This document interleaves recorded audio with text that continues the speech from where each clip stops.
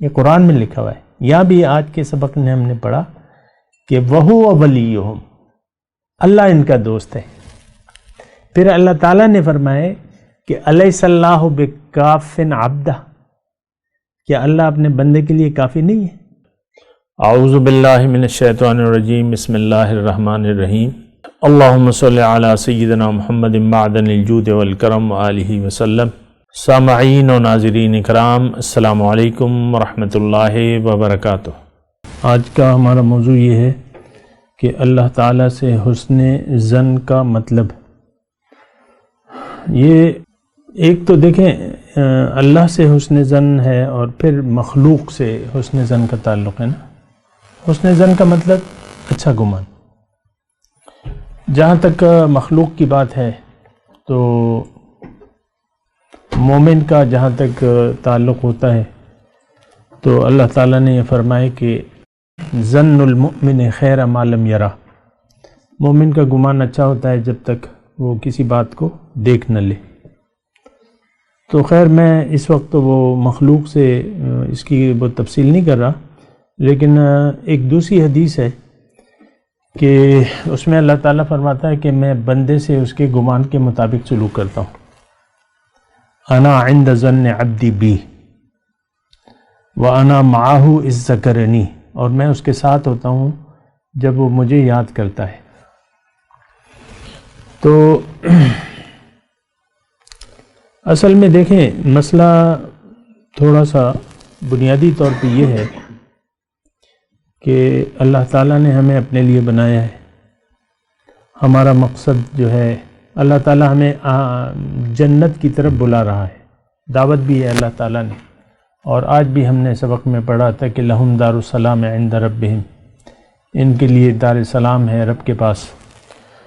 تو انسان کی منزل، اگرچہ ہم اپنی منزل بھٹک گئے ہیں،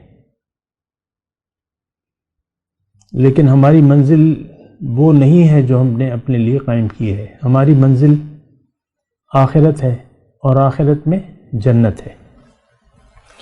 کیونکہ اگرچہ ہم جس ماحول میں رہ رہے ہیں، جن لوگوں کے درمیان رہ رہے ہیں، ان کا تو آخرت پر بالکل یقین نہیں ہے، اور جن کا یقین نہیں ہے وہ آج کے مسلمان ہیں. میں کافروں کی بات نہیں کر رہا، میں آج کے مسلمانوں کی بات کر رہا ہوں. اس ماحول کی، اس معاشرے کی بات کر رہا ہوں کہ ان کا آخرت پر، بلکہ کسی چیز پر، دیکھیں جو چیز، ایک بات میں بنیادی طور پہ اگر کہوں تو وہ یہ ہے کہ جو چیز کا تعلق باطن سے ہے اس پر ہمیں یقین حاصل نہیں ہے. یعنی جو چیز ہماری نظر سے پوشیدہ ہے، جس کا تعلق ظاہر سے نہیں ہے، اس پر ہمیں یقین حاصل نہیں ہے. یہاں تک کہ ہم خود اپنے اوپر بھی یقین نہیں رکھتے.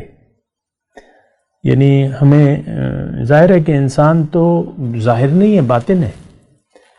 اللہ تعالیٰ کی پھونکی ہوئی ایک روح ہے، اصل میں تو وہی ہے نا، وہی مسجود ملائکہ ہے. ہمیں اس پہ بھی یقین نہیں ہے. یعنی آپ یہ بے یقینی کی کیفیت تو دیکھیں، اس کا اندازہ تو لگائیں کہ ہمیں اپنے اوپر بھی یقین حاصل نہیں ہے، اور نہ ہم کرنا چاہتے ہیں. مسئلہ تو یہاں بھی بگڑ جاتا ہے نا. اپنے اوپر یقین ہم سمجھ میں نہیں آتا.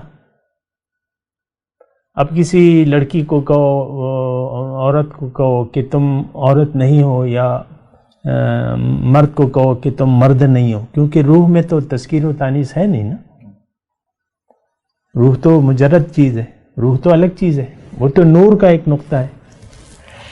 تو ہمیں یقین تو نہیں آتا. اس طرح مطلب تو ایک ظاہر کا دھوکہ ہے، ہمیں لگ گیا ہے. اور دوسرے یہ کہ جو بات قرآن میں ہے اور حدیث میں ہے اور جو باطن کے متعلق ہے، اس پہ بھی ہمارا یقین نہیں آتا. اب جنت کی کتنی باتیں اللہ تعالیٰ نے بیان کی ہیں، دوزخ کے کتنے عذابات اللہ تعالیٰ نے بیان کیے، ہمیں یقین ہی نہیں آتا. پشتو میں کہتے ہیں نا کہ گورو باؤ کتے بچ، دیکھیں گے جب ہوگی تو دیکھا جائے گا. اس کا مطلب آپ کا یقین نہیں ہے.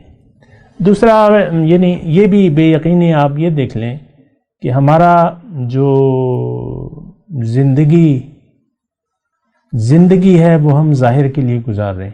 ہر انسان آج کا جو مسلمان ہے خاص طور پہ تو وہ ظاہر کے لیے زندگی گزار رہے ہیں. اس کا رخ جو ہے ظاہر کی طرف ہے.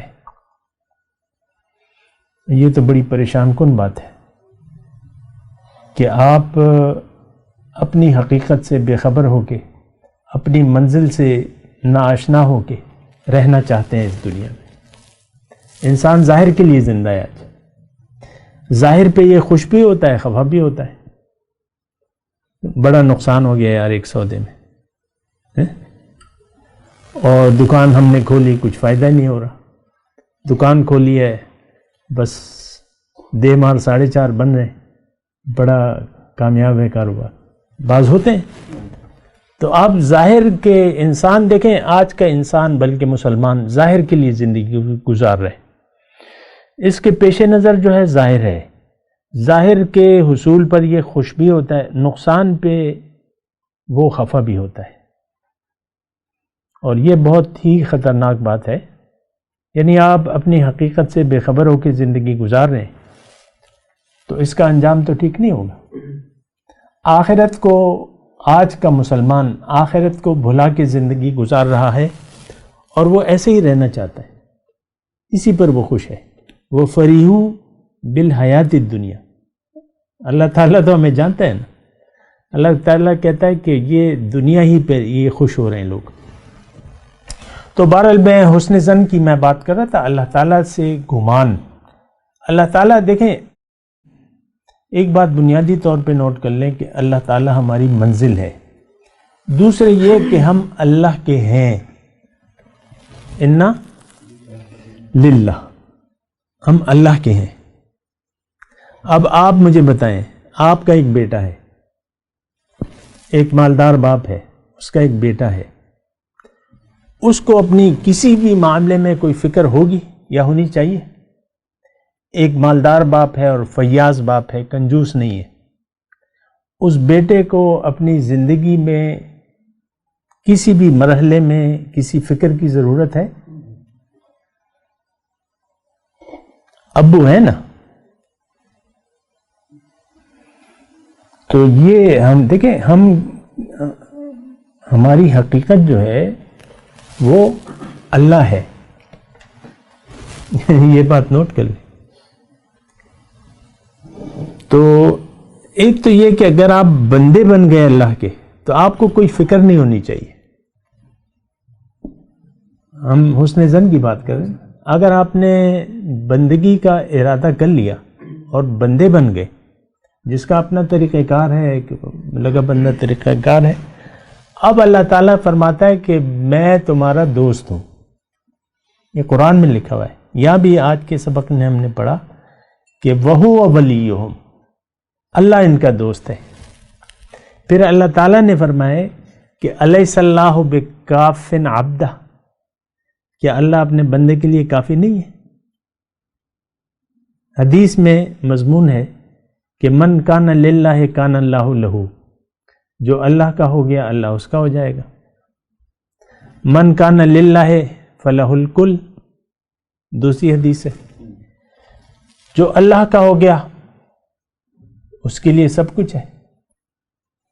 دیکھیں یہ مسئلہ تھوڑا سا آپ سمجھے نا. اللہ کے بندے کو تو کوئی فکر ہونی ہی نہیں چاہیے. اب اس میں گمان کی کہاں بات آ گئی کہ اچھا گمان برا گمان؟ بھئی ہم اللہ کے ہیں. پھر وہ جس حالت میں ہمیں راضی، یعنی رضائے الہی ہمارا نصب العین ہے، اللہ کو راضی کرنا. اب جس حالت میں بھی وہ راضی ہوتا ہے ہم سے، ٹھیک ہے. اور بات کرتے ہیں ایک وقفے کے بعد. وآخر دعوانا ان الحمد للہ رب العالمین.